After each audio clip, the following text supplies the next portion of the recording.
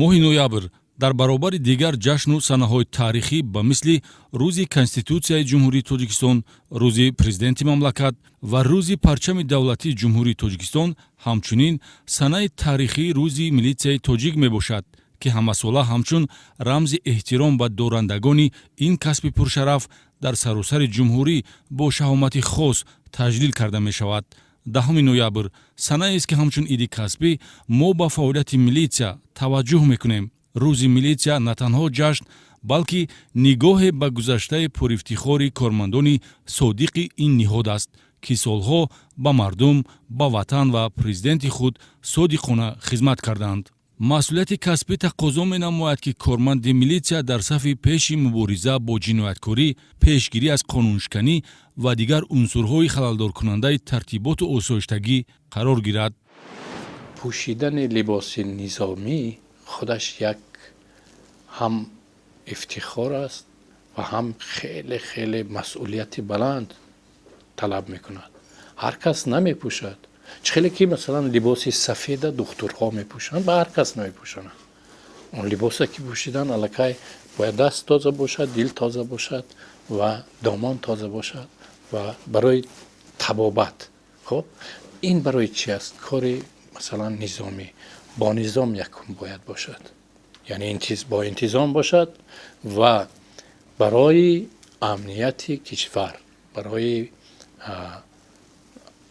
امانی مردم، برای امانی شهر و دهات مرز و بومش خدمت کند. خیلی کار پر افتخار است، خیلی کار پر افتخار است و خاصه در دوره مثلا در تاجیکستان صاحب استقلال ببینید چه روزهای ما دیدیم میلیسایی که در زمان استقلال مثلا کار رو زندگی میکند، این الکی هم طلباتش دیگر است، هم برنامه زندگیش دیگر است، هم خدمتش دیگر است، همش دیگر است.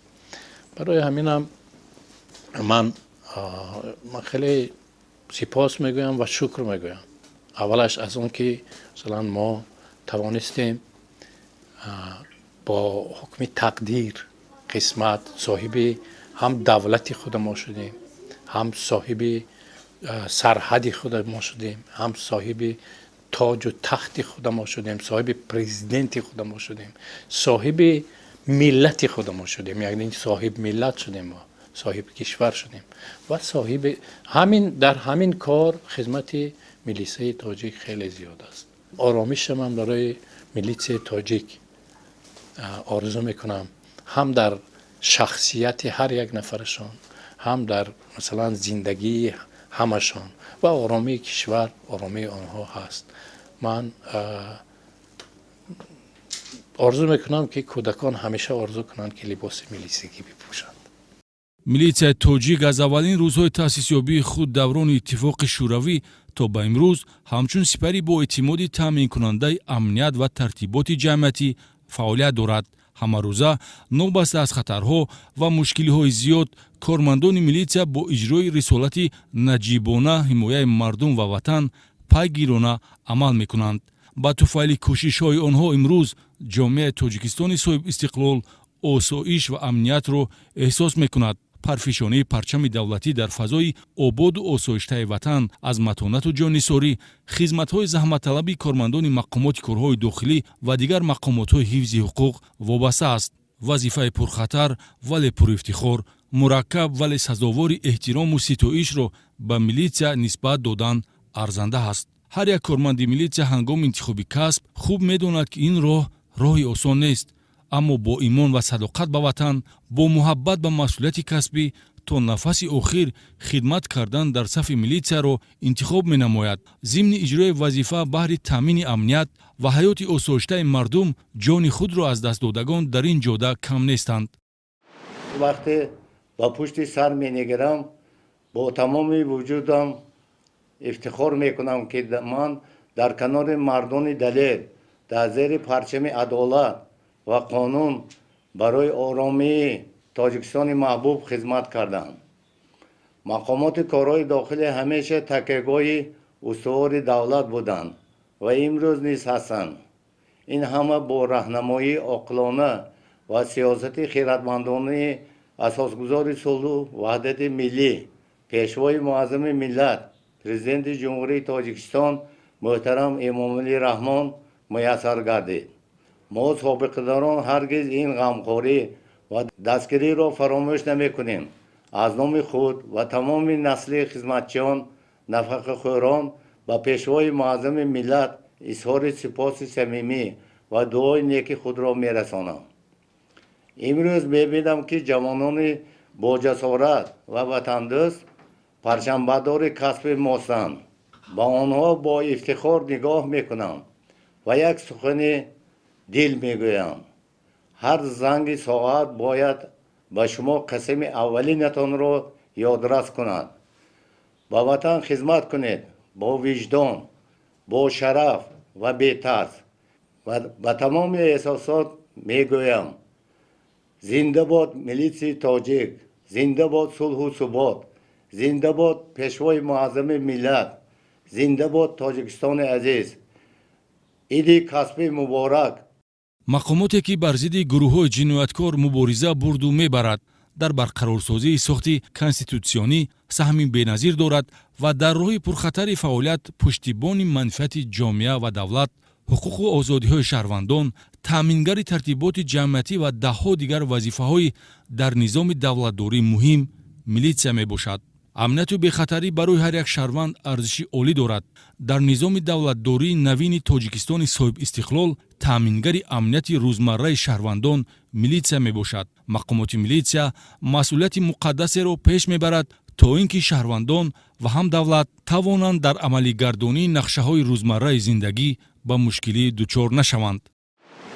вақте ки мо дар бораи кормандони милитсияи тоҷик андешаронӣ мекунем, мо пеш аз ҳама дар симои онҳо нафаронеро мебинем ки онҳо ҷонисор ҳастанд, далер ҳастанд, шуҷоъ ҳастанд, адолатпарвар ҳастанд, кӯшиш менамоянд ки дар ҷомеа субот, оромӣ ҳамеша ҳукмрон бошад. аз ин лиҳоз ҳар як нафаре ки либоси низомӣ ба бар мекунад, аз нигоҳи мардум як хомӣ ҳаст, як деворе ҳаст ки дар симои онҳо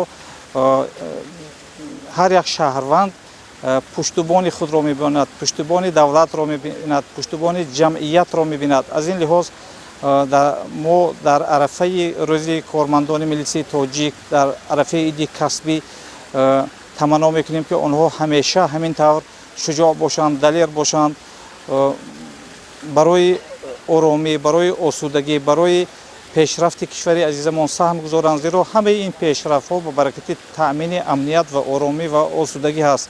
агар оромию осудагӣ набошад, пешрафт дар ҷамъият ҳосил намегардад ва ҳамин оромию осудагӣ пеш аз ҳама ба хидмати кормандони мақомоти ҳифзи ҳуқуқ, бахусус аз ҷумла кормандони милитсияи тоҷик вогузор шудааст. дар давраи хеле ҳассоси таърихӣ ки тоҷикистон истиқлолиятро соҳиб гардида ба ҷомеаи ҷаҳонӣ ҳамчун давлати мустақилу соҳибихтиёр дорои ҳудуди муайяни ҷуғрофӣ, фарҳангу забон, таъриху тамаддун ва муқаддасоти миллӣ муаррифӣ мегашт, милитсияи тоҷик бо хизмати шабонарӯзии бетанаффус рисолати худро иҷро намуда дар бунёди давлати муосири миллӣ ва ҳифзи амнiyatу осоиштагии он бо роҳнамоии пешвои муаззами худ муҳтарам эмомалӣ раҳмон саҳм гузоштааст. фаъолияти мақомоти корҳои дохилиро ҳифзи арзишҳои муҳимтарини ҷомеа ки низоми давлатдориро ба танзим медароранд дар бар мегирад. таъмини тартиботи ҳуқуқӣ, бехатарии ҳаёту саломатӣ, дахнопазирии моликият, ошкорсозии ҷинояту ҳуқуқвайронкунӣ, пуштибонӣ аз манфиати давлат, назорат аз болои қоидаҳои ҳаракати роҳ, ба расмиятдарории низоми шиносномадорӣ ва дигар самтҳои барои сиёсати давлатдорӣ муҳим дар муносибатҳои ҷамъиятӣ вазифаҳое мебошанд ки давлату ҳукумат ба салоҳияти милитсия вогузор кардааст. бо муваффақият анҷом додани он заминаи воқеии рушди давлат ва таъмини ҳаёти хуррамона барои шаҳрвандон аст. шумо менисаед дар фазои беғубор, шумо ҳамчун кабутар парвоз карда бар тамоми мардуми ҷаҳон пайки ваҳдат, амният, истиқлолият мебаред. шабу рӯз меҳнат мекунед. шабу рӯз меҳнат мекунед барои халқ. ман пеш гумон мекардам ки мо ҳунармандон به استراحت، به ریز، به تنتنه زندگی میکنیم. وقت و ساعتمون انیق نه. بعد فهمیدم که دو کسب، هم هنرمند هم ملیسا، فقط تمام هستیش رو به خلق میبخشیده است. ملیسا به خورشید مانند است که تمام دل گرم، نوری چشم و با تمام احساس هستیش رو به خلق میبخشد.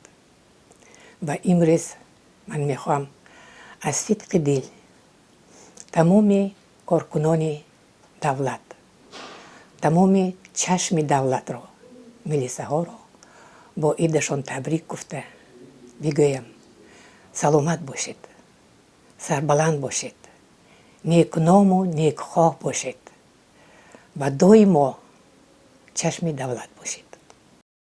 мақомоти корҳои дохилии ҷумҳурии тоҷикистон ва тамоми зерсохторҳои он аз ҷумла милитсияи суғд аз рӯзҳои аввали соҳибистиқлолӣ пайваста ҷиҳати амалигардонии сиёсати давлатӣ дар ҳама самтҳои ҳаёти ҷомеа бо ҳидояту роҳнамоии асосгузори сулҳу ваҳдати миллӣ пешвои миллат президенти ҷумҳурии тоҷикистон муҳтарам эмомалӣ раҳмон баҳри таъмини бехатарӣ ва амнияти ҷамъиятӣ фаъолияти назаррас дорад. маҳз корбарӣ ва иҷрои рисолати касбии милитсия имконият медиҳад ки муҳити бехатар барои кору зиндагии шаҳрвандон фароҳам бошад.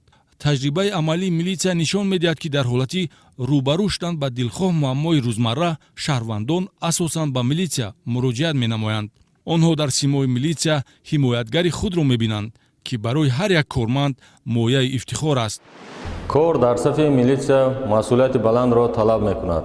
пуртоқатӣ, одат кардан ба реҷаи кории номуқаррар ва ҳар лаҳза омода будан баҳри хизмат ба халқ хислати хоси корманди мақомоти корҳои дохилӣ мебошад.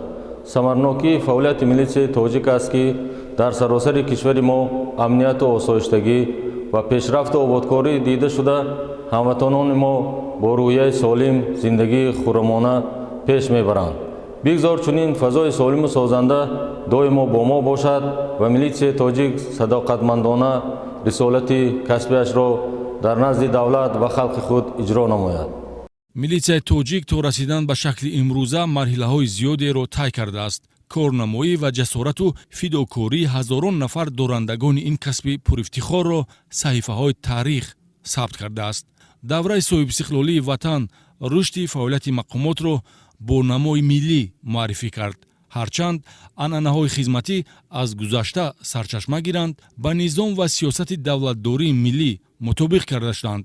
имрӯзҳо дар татбиқи барномаҳои давлатӣ меъёри қонун ва сиёсати дохилӣ милитсия ҳамчун шохаи иҷроияи ҳокимият мавқеи калидӣ дорад. ҳамин аст ки мунтазам аз тарафи президенти мамлакат муҳтарам эмомалӣ раҳмон ба фаъолияти мақомот таваҷҷӯҳ карда шуда шароити арзандаи кору хизматрасонӣ барои кормандон таъмин карда мешавад.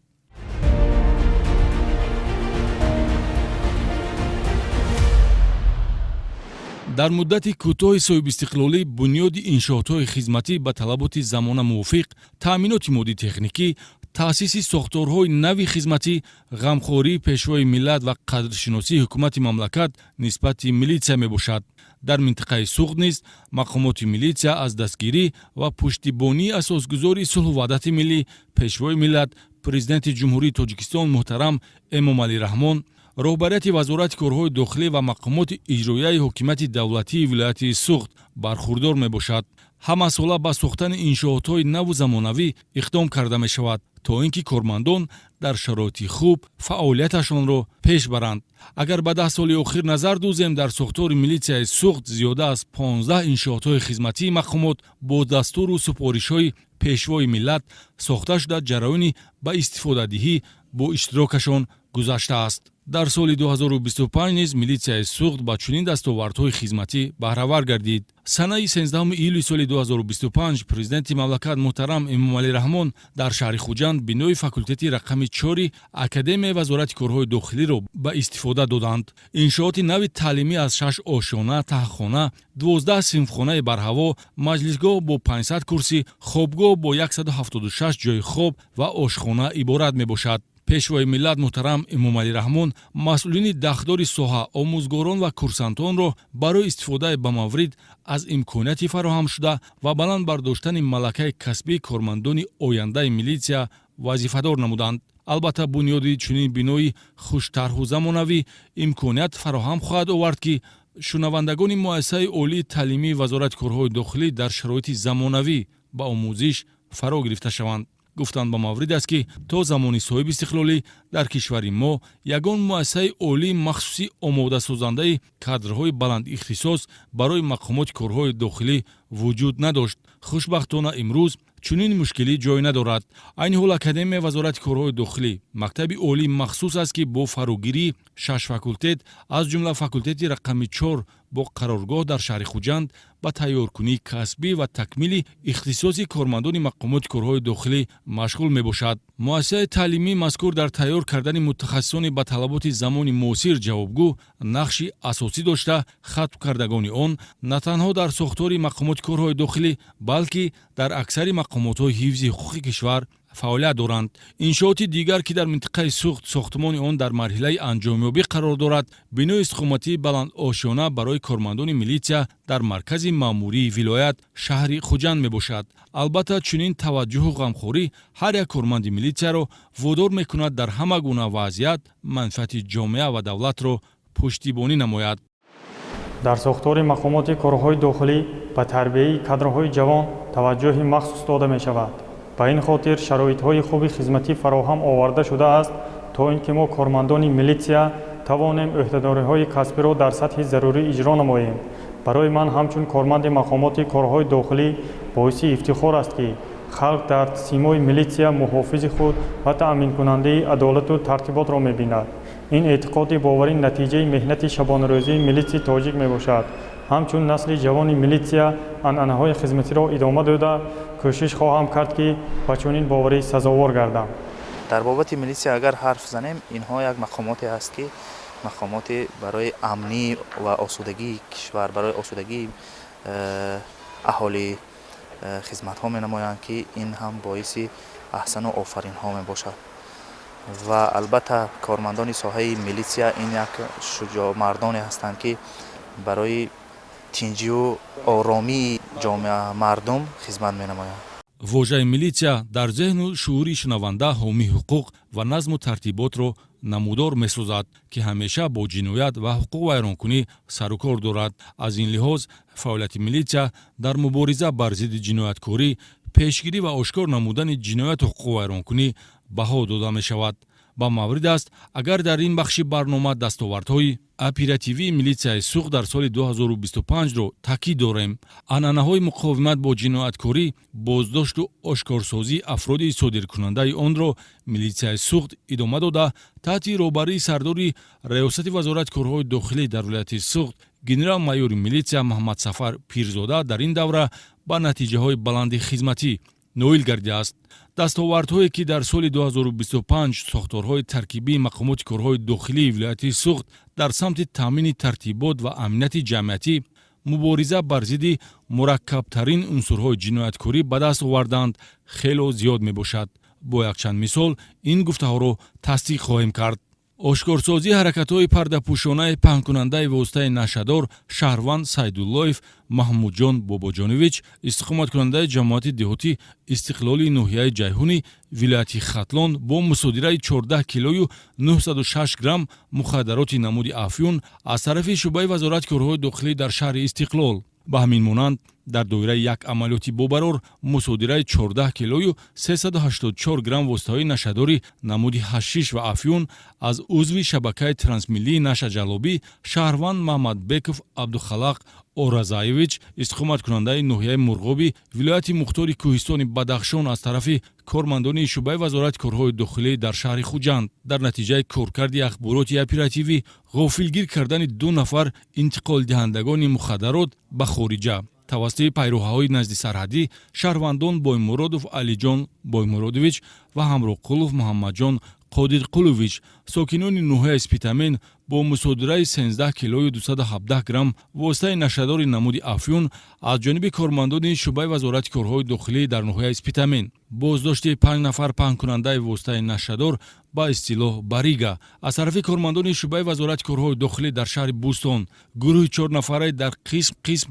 фурӯхтани воситаи нашадор даст дошта ки ҳаракатҳои онҳо заминаи моилсозӣ ба нашамандӣ мегузошт аз ҷониби масъулини шӯъбаи вазорати корҳои дохилии ноҳияи шаҳристон муайянсозии шахсияти кишоварзи бангдонапарвар ориф обидинов истиқоматкунандаи ноҳияи ашт ва решакан кардани 39 бех ниҳоли дар ҳолати нашунамо қарор доштаи бангдона аз тарафи милитсияи ноҳия чорабинии муваффақонаи масъулини шӯъбаи дуюми вазорати корҳои дохилӣ дар ноҳияи бобоҷон ғафуров ҷиҳати пешгирии ҳолати ба фурӯш баровардани санги қиматбаҳои табиӣ ёқути сурх аз тарафи шӯъбаи минтақавии раёсати амнияти дохилии вазорати корҳои дохилӣ дар вилояти суғд ошкорсозии ҳақиқати ҳалокати хурдсол ки дар натиҷаи муносибати носолими доя шаҳрванд дилафрӯз дадоҷонова истиқоматкунандаи шаҳри хуҷанд аз ҳаёт маҳрум шуда баъдан марги ӯ ҳамчун марги табиӣ саҳнасозӣ ва ба хок супорида шудааст дарёфти ҷасади ҷавондухтари 21 сола сокини ҷамоати деҳоти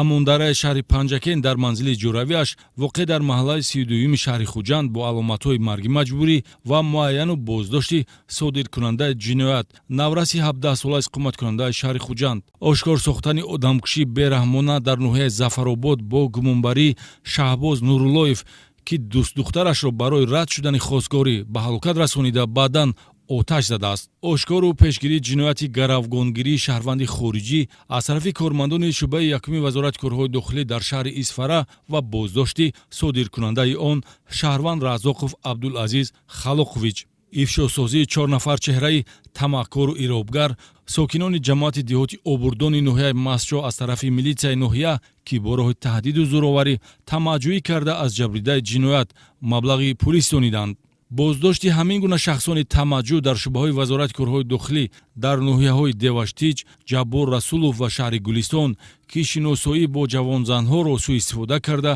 бо таҳдиди беобрӯ намудан маблағи пулӣ мегирифтанд боздошти модарони фарзандфурӯш аз тарафи масъулини шӯъбаҳои вазорати корҳои дохилӣ дар шаҳрҳои конибодон ва хуҷанд ахиран ошкор шудани силсиладуздиҳои нокушода ва боздошти гумонбарон бозоров муродбек муқимович истиқоматкунандаи шаҳри турсунзода ва ҳаммаслаки ӯ сафаралӣ бадиев сокини ноҳияи вахш ки давоми 5 сол боз дар ҳудуди шаҳри хуҷанд бо амали тасарруфкорӣ аз ҳуҷраҳои баландошёна даст мезаданд дастгир шудани ҳамин гуна нобакорони зараррасон дар ҳудуди ноҳияи ашт шаҳрвандон яҳё амиров ва эраҷ мирзоахмедов ки дуздӣ аз хонаҳои беназоратро мояи рӯзгузаронӣ ҳисобида фаъолияти ғайриқонунияшон давоми 1 сол ба сокинони ноҳия нороҳатӣ меовард ошкорсозии кирдори қасдонаи оташ задани автомошинаи гаронарзиши тамғаи кадиллак дар шаҳри хуҷанд аз ҷониби масъулини шӯъбаи минтақавии раёсати мубориза зидди ҷиноятҳои муташаккили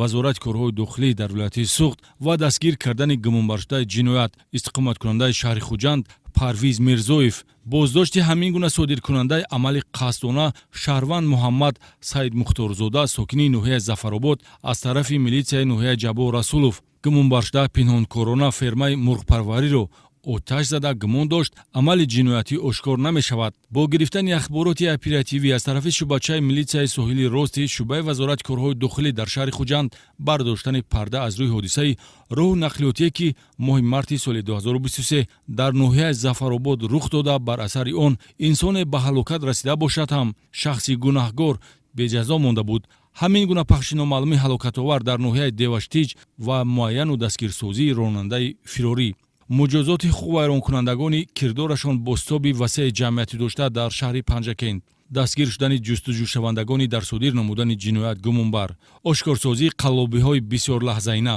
чорводуздӣ ва дигар намуддуздиҳо бадрафтории ноболиғону наврасон дар натиҷаи корҳои фаҳмонидадиҳӣ баргардонидани даҳҳо афроди гумроҳзада ба ҳаёти осоишта озод намудани онҳо аз ҷавобгарии ҷиноятӣ ва садҳо дигар намуд ҷиноятҳои қасдонаи бостоби васеъи ҷамъиятӣ дошта аз маҳорат ва малакаи касбии милитсияи суғд дарак медиҳад ки мунтазам тавассути барномаҳои телевизионӣ намоиш дода мешавад то ин ки мардум дар баробари аз фаъолияти милитсия огоҳ шудан маърифати ҳуқуқиашон баланд гардида хатои дигаронро такрор насозанд. ман 100% боварии комил дорам ки шумо дар ҳақиқат кормандони корҳои дохилии ҷумҳурии тоҷикистон алалхусус вилояти зуғду шаҳри бостонии хуҷанд доимо ҳомии кишвар ҳастед, доимо ҳомии сарзамини азизи мо ҳастед, доимо ҳомии мардуме ки дар инҷо заҳмат мекашанд ҳастед. яъне ман набераҳо дорам, онҳо ба мактаб мераванд, ман ором ҳастам, шахсан ман дар мисоли ман яъне ҳамагон ором зиста метавонанд, ором ҳатто хоб карда метавонанд. ин ягон гапҳои баландпарвоз не, ин ҳақиқати ҳол аст. дар марҳилаи имрӯза тамоми ҷумҳурии тоҷикистон осоишта хоб карда метавонад, барои он ки ҳомии асосӣ дорад. милитсияи азизи мо, милитсие ки доимо барои ҳимояи мо ҳозир аст. аз ин фурсати муносиб истифода бурда ман бо иди бисёр пуршукӯҳ рӯзи милитсияи тоҷик ҳамаи онҳое ки заҳмат мекашанд шабона рӯзӣ табрик мегӯям, тамоми хушиҳои ҳаётро таманно дорам. сарбаланд, хонаобод бошанд. мо ҳоло дар осорхонаи таърихи вилояти суғд қарор дорем ки ба осорхона бисёр шаҳрвандони хориҷии кишвар ҳозир мешаванд ва онҳо гуфта буданд ки тоҷикистони шумҳон нисбат ба дигар давлатҳо бисёртар тинҷию оромӣ мебошад. фаъолияти хуби кори милитсияро нишон медиҳад. ҳамаи кормандони милитсияро бо ин рӯзашон табрику муборак бод гуфта албатта ба кору фаъолияти онҳо бурдбориҳо таманно дорам. бенихоб сохтани фаъолияти пардапӯшонаи машғулшавандагони фолбинӣ ва сайру ҷодугарӣ бо ном муллою мушкилкушоро имрӯзҳо милитсияи суғд самти фаъолият қарор додааст, то ин ки шаҳрвандон дидаву дониста гумроҳ нашаванд. зеро ҳар кадоме аз машғулшавандагони ин шуғли номуносиб бо шеваи усулҳои маккорона, нағмаҳои ғалатӣ шаҳрвандонро гумроҳ карда бо ваъдабозӣ маблағи пулӣ меситониданд. давоми 10 моҳи соли 2025 дар шаҳру ноҳияҳои вилоят 229 нафар барои машғул шудан ба фолбинӣ ва сайру ҷодугарӣ ба ҷавобгарӣ ҷалб шудааст. дар сохтори мақомоти корҳои дохилӣ ҳар як хадамот мақоми хос дошта дар пешбурди самти фаъолият вазифаеро иҷро менамоянд. хадамотҳои оперативӣ, соҳаи тафтишоту криминалистика, таҳқиқ, фаъолият оид ба огоҳонӣ ва пешгирии қуввайронкуниҳо дар байни ноболиғон ва ҷавонон, таъминкунандагони ҳифзи тартиботи ҷамъиятӣ, нозирони минтақавии милитсия ва хадамоти посбонӣ пайраҳдорӣ, муҳофиза, хадамоти давлатии оташнишонӣ, бозрасии давлатии автомобилӣ, хадамоти шиносномавию ба қайдгирӣ аз шинохтатарин шӯъбаву хадамотҳои сохтори мақомоти корҳои дохилӣ агар бошанд, инҷо метавон шӯъбаву хадамотҳоеро низ ном бурд ки мавҷудияти онҳо дар иҷрои рисолати касбии милитсия хело муҳим аст. шӯъбаҳои ташкили нозиротӣ, котибот, кадр ва кор бо ҳайати шахсӣ, алоқа, маркази иттилоотӣ, молия, шӯъбаи тиббӣ ва хадамоти кинологӣ аз зумраи он мебошад. лозим ба таъкид аст ки новбаста аз гуногун будани самти фаъолияти шӯъбаву хадамотҳо талабот як аст: хизмат ба ватан ва ҳифзи амниятту осоиштагӣ. баъди хатми академияи вазорати корҳои дохилии ҷумҳурии тоҷикистон фаъолияти хизматиамро дар сафи мақомоти корҳои дохилӣ ҳамчун муфаттиш оғоз намуда зиёда аз 12 сол ин касби пуршарафро идома дода истодам. фаъолияти самти тафтишотӣ дар сохтори мақомоти корҳои дохилӣ мактаби хело бузург аст. таъсири ҳамин мактаб аст ки насли ҷавон таҳти роҳбаридии муфаттишони пуртаҷриба дар муддати кӯтоҳ донишу малакаи худро сайқал дода мутахассиси кори хеш мегарданд. ба ҷавобгарии ҷинояти ҷалб намудани шахси ҷиноят содир намуда ва таъмини адолати ҳуқуқӣ вазифаи асосии ҳар як муфаттиш мебошад. новобаста аз душвориҳо касби интихоб намуданро дӯст медорам. анъанаҳои хизматӣ аз насл ба насл гузашта мувофиқ ба талаботи замон ба роҳ монда мешавад ва дар ин самт мавқеи собиқадорони соҳа ки мактаби милитсияи тоҷикро ташаккул дода ба шакли имрӯза расониданд беназир аст. собиқадорон ҳамеша аз таваҷҷӯҳ ғамхории роҳбарияти вазорати корҳои дохилӣ бархурдор мебошанд. маҳз ба ҳамин хотир дар сохтори мақомоти корҳои дохилӣ созмони собиқадорон таъсис дода шудааст, то ин ки насли бузурги милитсияро ҳамеша таҳти назорат қарор дода ҷиҳати некуаҳволии онҳо корбарӣ намояд.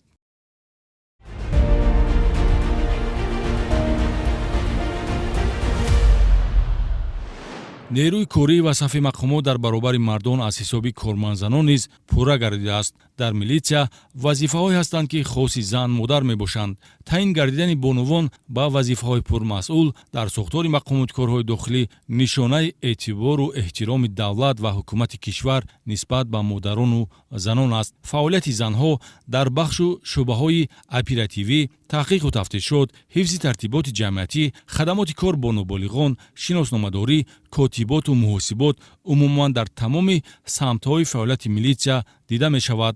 тавре шаҳрвандон огаҳӣ доранд, шурӯъ аз соли 2013 дар ҷумҳурии Тоҷикистон раванди ислоҳоти милитсия ҷараён дорад. дар ин самт барномаи давлатӣ қабул шуда навовариҳои зиёде рӯи кор омадааст. асоситарин бахши ислоҳот наздику мустаҳкамсозии робитаи милитсия бо ҷомеа, такмили сатҳи донишу ҷаҳонбинии кормандон, таъминот бо муосиртарин техникаву таҷҳизоти хизматӣ, шаффофият дар фаъолияти мақомот ва хизматрасонии босифат ҷиҳати фароҳамсозии ҷомеаи бехатару осоиштаро дар бар мегирад. баҳри мутобиқсозӣ дар раёсати вазорати корҳои дохилии вилояти Суғд пайваста машғулиятҳои соҳавӣ, семинару конференсияҳои омӯзишӣ бо ҷалби коршиносону мутахассисон ва озмуну чорабинӣ, санҷишҳои махсуси назариявию амалӣ гузаронида мешавад, то ин ки дараҷаи касбияти ҳайати шахсӣ ҳамқадами замон бошад. нозири минтақавиро симои милитсия мегӯянд. дар ҳақиқатан ин сухан беҳуда нест, зеро фаъолияти мо доимо дар минтақаи маъмурии вобаста гардида бо аҳолӣ ва баррасии муроҷиати шаҳрвандон мегузарад. пешгирии ҷинояту ҳуқуқвайронкунӣ, кор бо оилаҳои носолим, шахсони доғи судӣ дошта ва аз муассисаҳои ислоҳӣ озодшуда, афроди майзадову нашаманд ва баррасии арзу муроҷиати шаҳрвандон вобаста ба муносибатҳои ҷамъиятӣ, инчунин сафарбар шудан баҳри таъмину тартиботи ҷамъиятӣ дар чорабиниҳо ӯҳдадории касбии мо нозирони минтақавӣ мебошад. ман кӯшиш хоҳам кард ки рисолати касбии хешро дуруст ва босифат иҷро намоям, то ки мардум аз фаъолияти милитсия розӣ бошанд. дар соли 2025 ҷумҳурии Тоҷикистон аз рӯи нишондиҳандаҳои амният ва субот дар раддабандии солонаи пажӯҳишгоҳи амрикоӣ Гэллап дар байни 144 давлати ҷаҳон мақоми дуюмро ишғол намуд. ин раддабандӣ дар асоси натиҷаҳои назарпурсии зиёда аз 150 000 нафар дар саросари ҷаҳон тартиб дода шудааст. ба иттилои созмон, аксари пурсидашудагон дар Тоҷикистон изҳор доштанд, ки ҳангоми гаштугузор дар шабона ҳеҷ гуна хатар эҳсос намекунанд ва сатҳи боварии онҳо ба мақомоти ҳифзи ҳуқуқ баланд аст. ин раддабандии самаранокии кори мақомотҳои ҳифзи ҳуқуқи кишвар, аз ҷумла милитсияи тоҷикро нишон медиҳад. сарзамини амният, ваҳдат ва зиндагии орому осуда, эътироф шудани Тоҷикистони маҳбуб барои ҳар як корманди милитсия мояи ифтихор аст, зеро тавониста ки сазовори боварию эътимоди шаҳрвандон гардад. иди касбӣ муборак, ҳомиёни осоиштагии ватан.